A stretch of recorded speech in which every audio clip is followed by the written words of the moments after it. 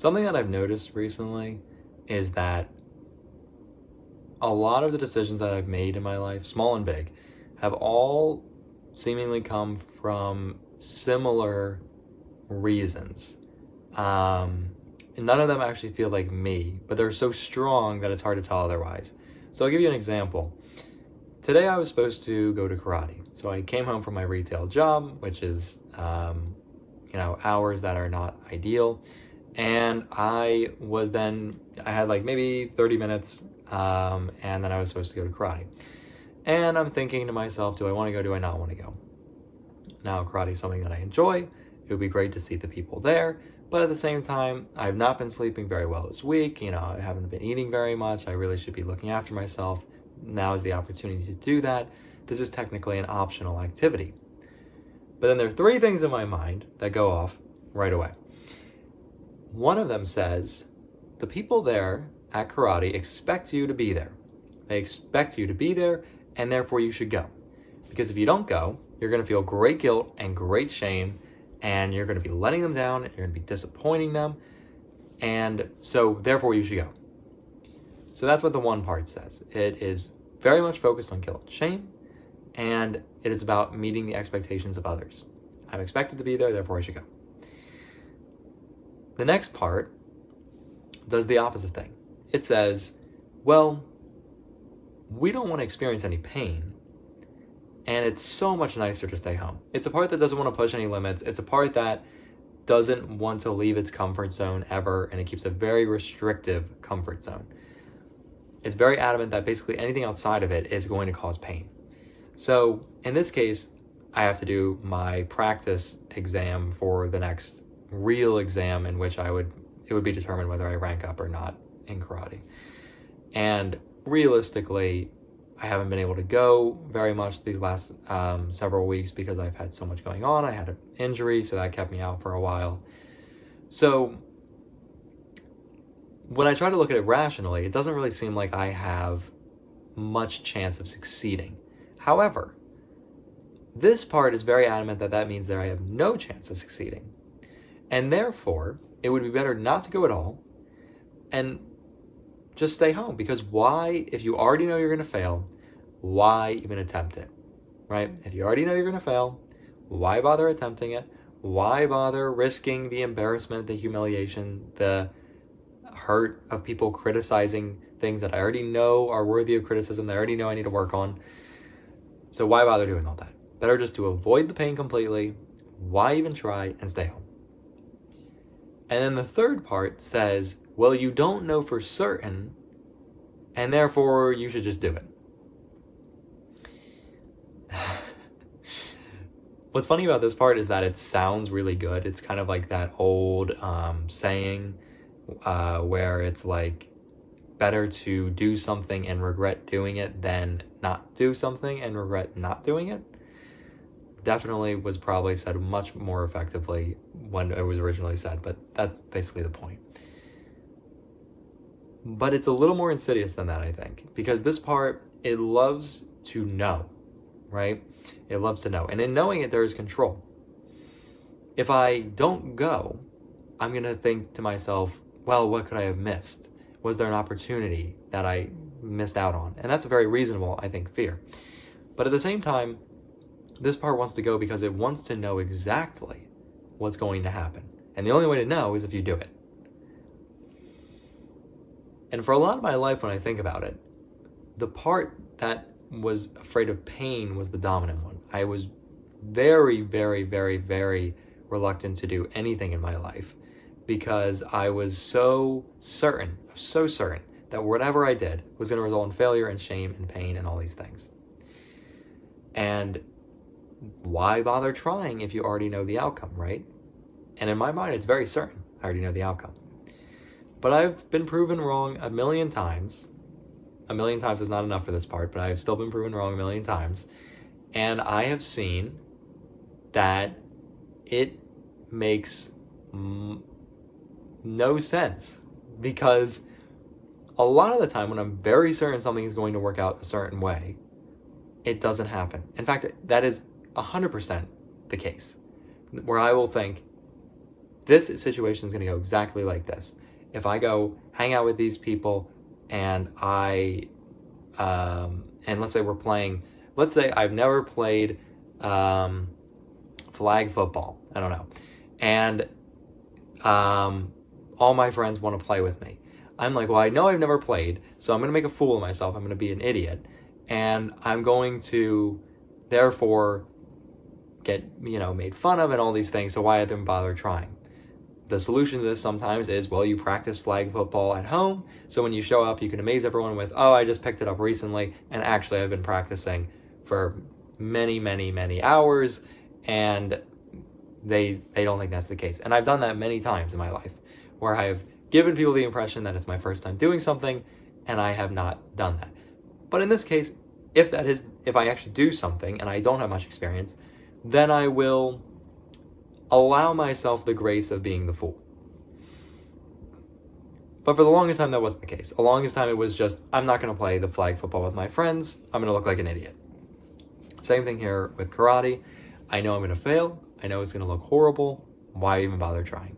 But I think things changed for me when I started to have the part that was developed out of the fact that I did regret not doing a lot of things. Which again is a very real regret and a very real pain to say, like, well, there were all these opportunities in my life and I never took them. And I lived in my bubble and I didn't do anything. But it still doesn't feel like healthy to me. Like, I don't know. It's difficult to explain. Because when I was in college, that's really where things changed. In the beginning of college, I wasn't taking any opportunities for anything, and I was missing out on a lot of things, and I was secluding myself. But then I realized that wasn't really working for me, and I dug myself such a deep grave of missed opportunity that I literally had to transfer to a whole new school in order to start again and try something new. And it was the best decision I ever made, and there were many more reasons why I wanted to transfer. I wasn't really enjoying the thing that I was studying anymore. But at the same time, if I had put my best foot forward and I had gotten more outside of my comfort zone, not to say I didn't, but if I had really made that effort, it would have been much better. But I think the point is, really, at this point, is basically the fact that I think this is not something that I alone suffer with, where so many people, I'd imagine, operate off of guilt and fear in both ways that I've described. So the one part that says we shouldn't try because we're afraid we're going to fail, it's going to be terrible. And then the other part that says, well, but if we don't do it, then we're going to feel guilt and shame. People are going to be upset that we didn't come through. And then they're going to, think worse of us or something to that effect. And in neither case are you actually doing, I think, what you actually want to do. How can you possibly know what you want when you're constantly feeling fear and guilt and shame and all these intense negative emotions when you try to do anything? It's like at the end of the day, I don't know if it was better to go to karate or not. I mean, if I look at it logically, then it makes more sense not to, because I need to take care of myself. I need to take care of my needs. I need to actually sleep and eat. And I shouldn't go. But what do I actually want to do? I have no idea. And that's the difficulty. And I have to apologize because this video doesn't necessarily have the solution. It's just an open discussion for anyone that wants to contribute. It's really the fact that somehow, in some way, and I suspect many others, have to break down these barriers within ourselves of not even being able to discern what we want because we're so concerned with what will be or what could be, and having whatever feels the most comfortable or the safest, and oftentimes that has to deal with what you feel like you can control. That's not the way to live. That's something I am really trying to break out of, is I think part of the reason why I decided not to go tonight is because of the simple fact that I was I am tired of not doing something or doing something and people coming up to me and saying, why did you do it that way? Why is it that me not going to karate would affect you? If you're disappointed, I'm sorry. It actually sounds really funny when I say it out loud like this. If someone is disappointed in you doing something you wanted to do, or someone is disappointed because you didn't do that thing, why does that even matter? Like, when I say it out loud, it sounds absurd. Like, why does that even matter? Because it's what's best for you. And I'm not saying, like, if what's best for you is to rob a bank, you should rob a bank. Like, you should do what's best for you within reason, and as long as it's not really hurting anyone. But I feel like somehow, perhaps as a culture or a society, we've really gotten into a rut where we often are giving and not even sure, like, why. And I think we're breaking out of this. Like, I see so many videos online of people that talk about the fact that they want to, they quit their job and they sailed the world, or they quit their job and they now, travel all over the place. They quit their job and have the farm or whatever. And I think a lot of people are getting out of the rat race, so to speak. And I think that's what a lot of it comes down to, is this belief of, like, working and working and working to get you to something or to appease someone else. And I'm reading a book, and I'm definitely going to talk about this more because I just started it. It's the book by Gabor Mate, The Body Says No. And already it's incredibly fascinating. And one of the points that he made very early on that stuck out to me was a story of a guy who was the CEO of a company that sold shark cartilage as a remedy for cancer. And then he ended up getting cancer. And the shark cartilage was disgusting and completely ineffective, I think. Either way, it's disgusting for sure. And he kept eating it, even though he hated it. And the whole reason he was literally not only dying from cancer, but just suffering more because of this self-inflicted protocol that was just not doing anything for him other than causing him pain, was because he said, oh, but my business partner will be so disappointed.